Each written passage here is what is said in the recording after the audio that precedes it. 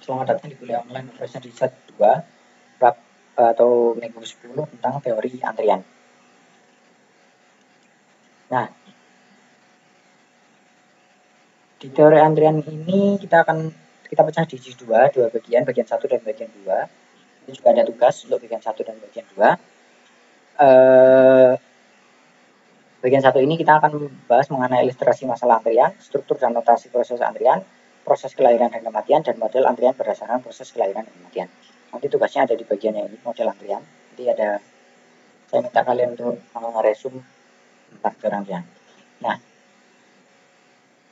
masalah antrian sendiri sering kita temui di kita, baik mulai dari mengantri di supermarket, mengantri di bank, ataupun juga rumah sakit, ataupun juga ketika kita menelpon ke call center. Jadi itu ada antriannya di call center.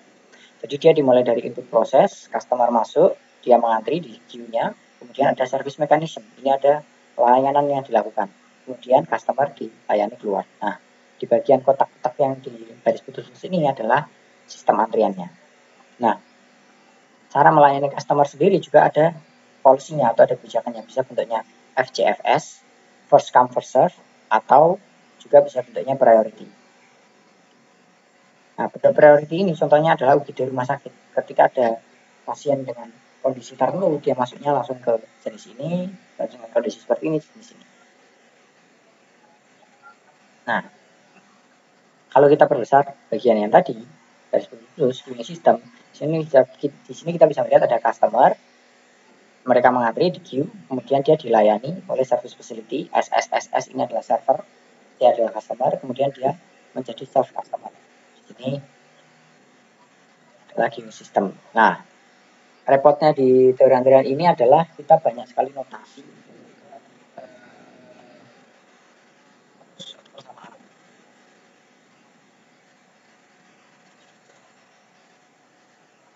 Nah, di sini secara umum rumus bakunya atau persamaan bakunya atau notasi bakunya dari proses antrian itu yang pertama kita punya bagian pertama garing bagian kedua garing bagian ketiga. Ini bentuk dasarnya. Yang bagian pertama bisa bentuknya M, D, E, K atau G. Bisa M. Bagian pertama ini adalah distribusi dari waktu kedatangan pelanggan. Dia bisa bentuknya Markovian, exponential distribution. D, constant time. E, Erlang distribution dengan parameter tertentu, atau G, general distribution atau benar-benar arbitrary, acak. Kemudian bagian kedua adalah distribusi dari service time-nya. Service time-nya berbentuk seperti apa? Apakah dia eksponensial, Markovian maksudnya, konstan, Erlang, atau arbitrary. Dan yang paling belakang itu yang bagian ketiga adalah jumlah servernya. Servernya bisa 1, 2, 3, 4. Atau gampangnya kalau di bank adalah tellernya, jumlah tellernya yang ada tetap. Nah, ada juga garing keempat. Yang bagian 4 ini biasanya yang paling belakang adalah policy atau kebijakan khusus yang ada pada antrian tersebut. Nanti kita lihat di slide berikutnya.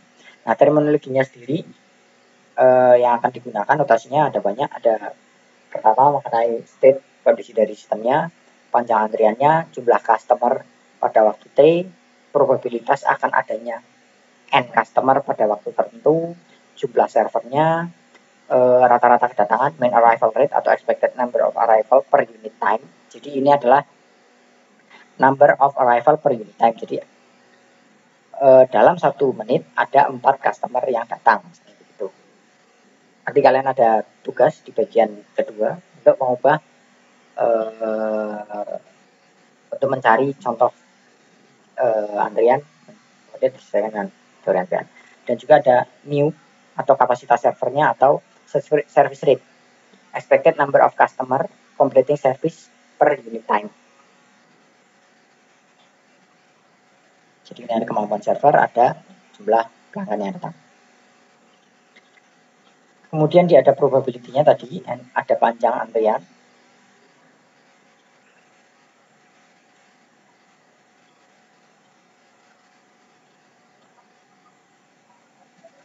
Terus di sini ada expected queue length, panjang antrian, jumlah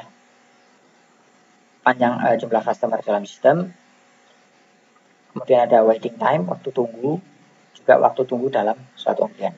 waktu tunggu total dan waktu tunggu dalam antrian.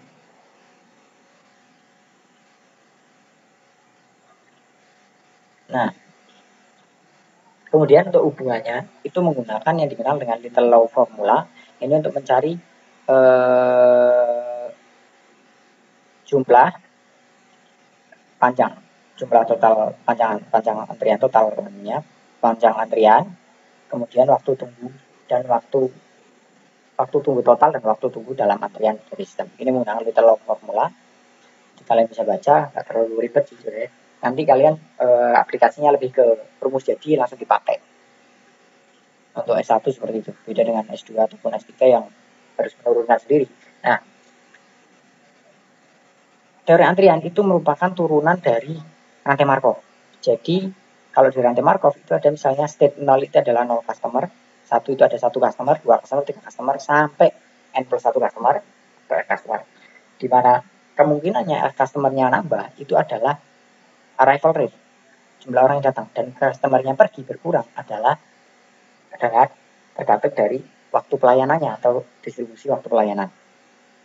Proses ini biasanya disebut dengan proses kelahiran dan kematian, karena dulu contohnya yang paling gampang adalah tentang populasi atau jumlah penduduk, di mana ada orang yang lahir itu dianggap sebagai arrival rate dan orang yang meninggal adalah jumlah mu atau service rate.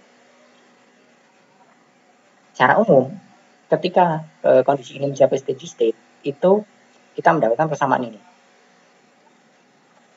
Nah, persamaan ini kemudian diturunkan satu persatu menjadi persamaan-persamaan lain, menjadi CN, P, PN, PN1, P0, panjang antrian, panjang jumlah customer dalam sistem, panjang antrian, kemudian total waktu dalam sistem, dan juga lama mengantri dalam antrian, waktu dalam antrian, dan juga expected rata-rata kedatangan, expected rata-rata kedatangan. Nah, ini nggak perlu kalian hafal, cukup tahu aja, karena kalau ingin tahu runtutannya gimana menurunkannya, silahkan dibaca di buku bab 17 di tahun buku 2001. Itu agak panjang ceritanya, kalau nggak terlalu senang matematik ya mending di skip aja, nggak apa-apa. Yang penting kalian paham proses antrian itu sebenarnya bisa dihitung efektivitas dari antriannya itu sendiri dengan cara ya bab ini dari antrian. Nah, model antrian berdasarkan proses kelahiran kematian itu ada beberapa, ada 4 di sini. Yang pertama adalah Markovian server, jumlah servernya bisa 1 atau lebih. Kemudian ada finite queue, Markovian server K. K di sini adalah kebijakan policy. Finite queue berarti jumlah antrian terbatas. Jadi misal ada orang mengantri, tapi setelah 2 antrian itu tidak bisa menerima, atau 3 antrian tidak bisa menerima pelanggan lagi. Jadi orang kedua atau orang ketiga, kalau dia cuma bisa menerima 2, orang ketiga otomatis dia keluar dari situ, tidak bisa ikut mengantri. Gitu. Kemudian ada finite population, ini adalah populasinya terbatas. Kalau yang ini populasinya tidak terbatas, nah ini populasinya terbatas. Jadi misalkan kita mengantri pada ujian, jumlah orangnya di situ sudah dibatasi per hari misalnya 20 orang. Jadi nanti setelah 20 orang sistem berhenti. Cuma tetap kita bisa melihat berapa lama orang tersebut dalam setiap sistem. Kemudian ada state dependency service or arrival rate, MMS. Jadi kalau yang berdasarkan back-end proses itu dia prosesnya Markovian single server. Maksudnya apa ini Markovian single server? Kita masuk ke detailnya. Jadi Markovian single server, Markovian itu adalah kedatangannya bentuknya adalah Poisson proses. Jadi distribusi Poisson, tulisannya Poisson. Kalau kalian belajar di teori probabilitas, orang datang dalam bentuk distribusinya Poisson. Sedangkan pelayanannya itu bentuknya adalah exponential distribution. Jadi dia Markovian Poisson proses, kemudian Markovian kedua eksponensial, dan S jumlah servernya. Di sini servernya bisa single server, satu server, atau multi server. Single server itu maksudnya jumlah pelayanannya cuma satu. Jadi ketika satu customer dilayani satu server, tidak bisa langsung beberapa pelanggan. Nah, ada yang multi server. Multi server ini sebenarnya ada 2 jenis. Dia bisa bentuk paralel atau seri, kalau nggak salah. Ya, ada seri. Kalau antrian seri nanti sendiri kalau kalian ingin belajar tentang teori antrian lebih detail. Jadi kalian di sini yang digambarkan adalah multi servernya itu paralel. Jadi ada customer datang masuk ke servernya ada berapa. Jadi dia otomatis misalnya masuk ke sini, masuk ke sini, masuk ke sini, masuk ke sini. Gambarnya seperti kalian ngantri di bank. Itu multi server paralel. Kalau series itu misalnya treatment di rumah sakit, setelah dari dokter A kalian ke dokter B ke dokter C, itu series. Itu juga ada cara hitungnya, tapi kita fokusnya paling di single server atau paralel dulu. Nah, enaknya teori antrian apa? Atau kita nggak perlu hitung lagi kalau untuk S1. Kalau untuk S2 mungkin S2 S3 dia menurunkan kayak gini-gini. Nah, kalau untuk kalian saya kasih gambaran, jadi ada beberapa notasi ini untuk dihitung, banyak. Ini untuk single server, jadi servernya cuma satu.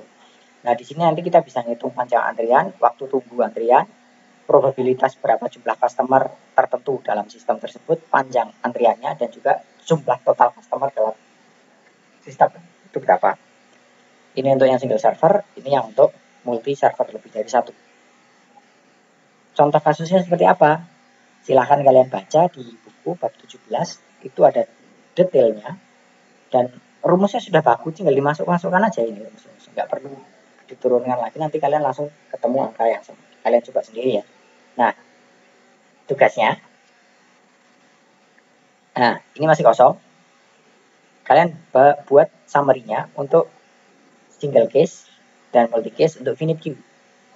Deadline-nya sekarang masih 1 minggu, nanti kalian isi ini. Jadi tugasnya cuma untuk isi rumusnya di sini itu isinya apa.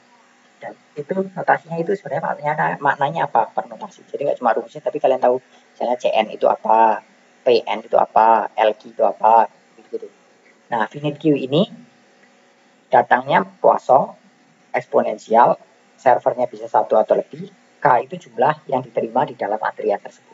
Makanya dia disebut finite queue. Kemudian ada finite population.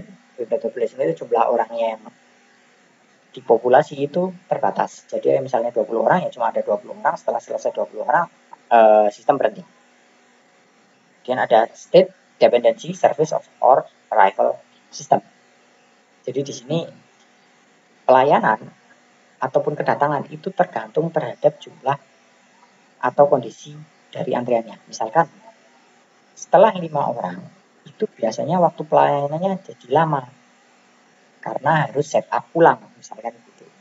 Jadi nanti lambda atau mu-nya mu 1 sampai 5 itu sama, tapi ketika ada 6 itu dia nanti berubah. Bisa untuk single server maupun multi server. Nah, referensinya ada di sini. Tugasnya kalian isi ini rumusannya.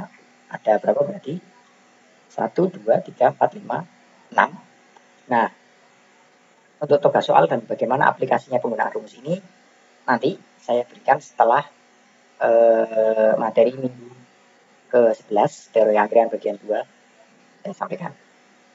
Oke, sekian dari saya. Mungkin kalau ada pertanyaan atau butuh ketemu lewat Zoom atau apa, silahkan diagendakan.